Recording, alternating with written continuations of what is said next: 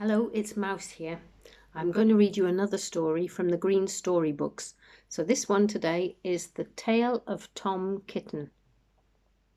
It's another bit blurry photo there, but here goes. Oh, let me show you first. I've got some friends here. Today I've got, let me have a look, see if I can show you them.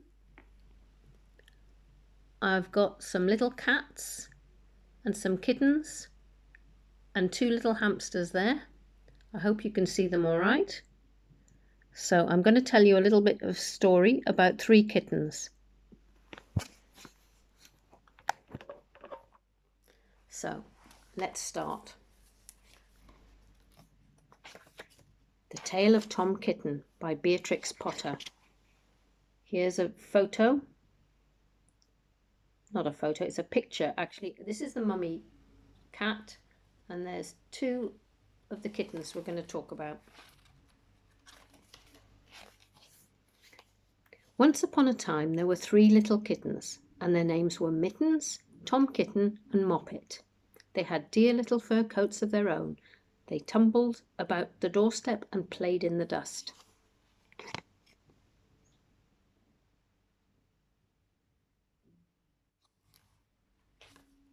But one day their mother, Mrs. Tabitha Twitchit, expected friends to tea, so she fetched the kittens indoors to wash and dress them before the fine company arrived. Oh, I'm not sure that it's such a good photo, this one, and I think there's a bit of shine on the page there, but you can just, yeah, it's a bit blurry, I know, but you can just see Mum taking the two kittens and the other one is up the stairs already. First she scrubbed their faces. This one is Moppet.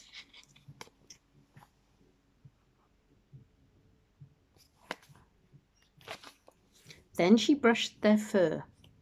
This one is Mittens.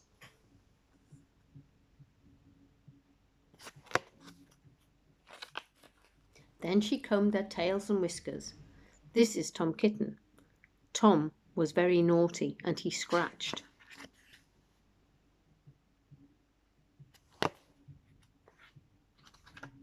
Mrs. Tabitha dressed Moppet and Mittens in clean pinafores and tuckers. Then she took all sorts of elegant, uncomfortable clothes out of the chest of drawers in order to dress up her son, Thomas. She's getting a bit organised. Look, there, can you see? That's another blurry photo. I'll have to find some books with clearer photos, clearer pictures for you next time. But we'll go through this series of green books first. So, like I say, she took all sorts of elegant, uncomfortable clothes out of a chest of drawers in order to dress up her son Thomas. Tom Kitten was very fat, and he had grown. Several buttons burst off. His mother sewed them on again. He doesn't look very happy about having to wear clothes, does he?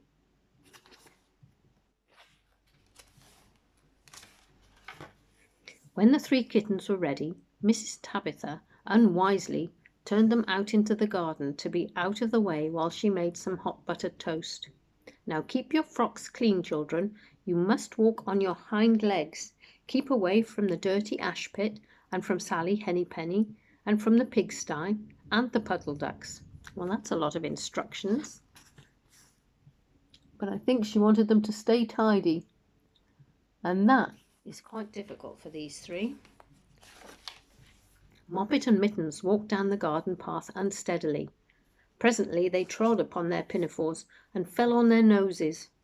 When they stood up, there were several green smears. That's like grass stains, isn't it? When you fall over on your trousers, sometimes you can get some grass stains on your knees. Let us climb up the rockery and sit on the garden wall, said Moppet. They turned their pinafores back to front and went up with a skip and a jump. Moppet's white tucker fell down into the road. Oh no. It's a bit blurry there. It's a bit faint in the book as well. I think they're old pictures, so the colours aren't so bright. Tom Kitten was quite unable to jump when walking on hind legs, in trousers. He came up the rockery by degrees, breaking the ferns and shedding buttons right and left. He's coming all to pieces there, isn't he?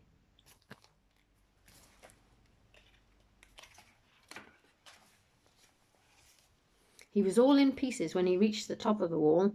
Moppet and Mittens tried to pull him together. His hat fell off and the rest of his buttons burst. Well, they're trying to help, but I don't think it's working. While they were in difficulties, there was a pit, paddle, paddle, pat, and 3 puddle ducks came along the hard high road, marching one behind the other and doing the goose step. Pit, pat, paddle, pat, pit, pat, waddle, pat, pit, pat, paddle, pat, pit, pat, waddle, pat. I think that's how ducks walk, isn't it? All in a row like that. And you see the kittens.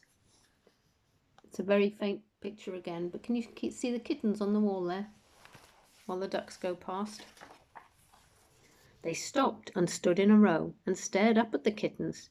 They had very small eyes and looked surprised. There they are.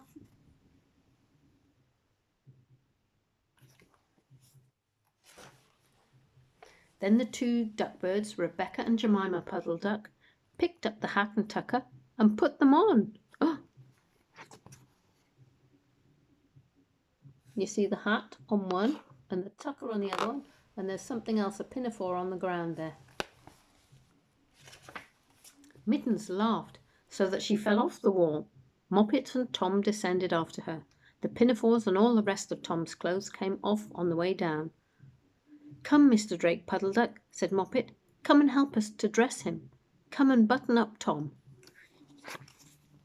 So they're asking the ducks to help put the clothes back on Tom.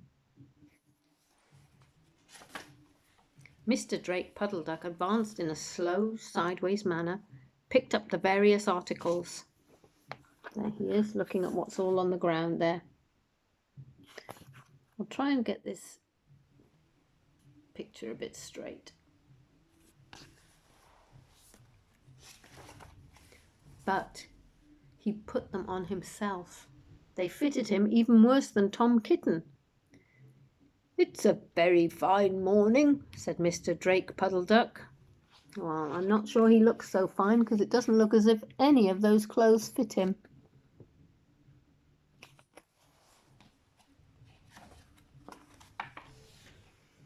And he and Jemima and Rebecca Puddle Duck set off up the road, keeping step. Pit, pat, paddle, pat, pit, pat, waddle, pat. There they are, heading back to the farmyard. They've all got some article of clothing on that doesn't belong to them. See there? And there's the hens in the farmyard. They must have been a funny sight. Then Tabitha Twitchit came down the garden and found her kittens on the wall with no clothes on. Oh. It's a faint picture, but can you see her in the background coming towards them? They're sitting on the wall there and they can't see her coming. She pulled them off the wall, smacked them and took them back inside the house. "My friends will arrive in a minute and you're not fit to be seen. I am affronted," said Mrs. Tabitha Twitchit. There. Oh, it's a bit fuzzy, this picture again, but you can just see 2 naughty kittens here and their mum getting very cross. She sent them upstairs, and I'm very sorry to say she told her friends that they were in bed with the measles, which was not true. There, you can just see her friends arriving there. Oh, hang on, there we go. Can you just see them? She's just greeting one, and there are 2 more in the background behind.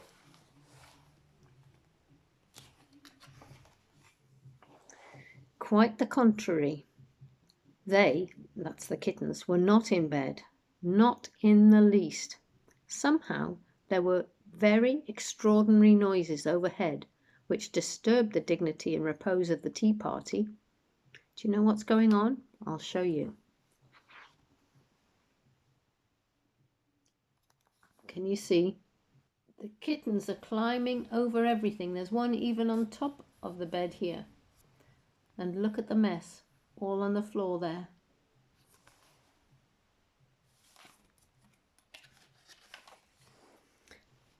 And I think that someday I shall have to make another larger book to tell you more about Tom Kitten. Look, her mum's just arrived at the door here, and she can see the state of the room.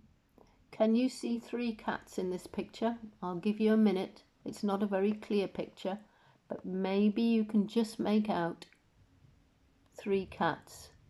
Have a look, have a close look. Can you find? There's the mummy, but where are the other 3?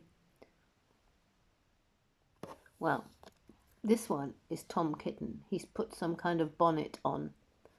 And I can just see the ears of one cat here and another little cat hiding up on the top of the bed. As for the puddle ducks, they went into the pond. The clothes all came off directly because there were no buttons. Look, there's the ducks back in the pond, and you can see all bits of clothing here coming off and falling into the water. And Mr. Drake Puddle Duck and Jemima and Rebecca have been looking for them ever since. Can you see the ducks tipped upside down into the water looking for them? I think that's what ducks do when they look in the water. They just tip upside down, and their heads go right in the water, and all you can see is their rear end. Well, that's the end of this story tonight. I hope you enjoy it.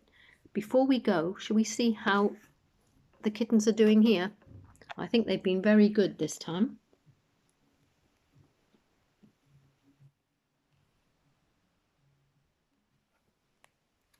Yes, they've been good. So I hope you enjoyed that, and have a good night's sleep, and I'll read another one tomorrow. Night night.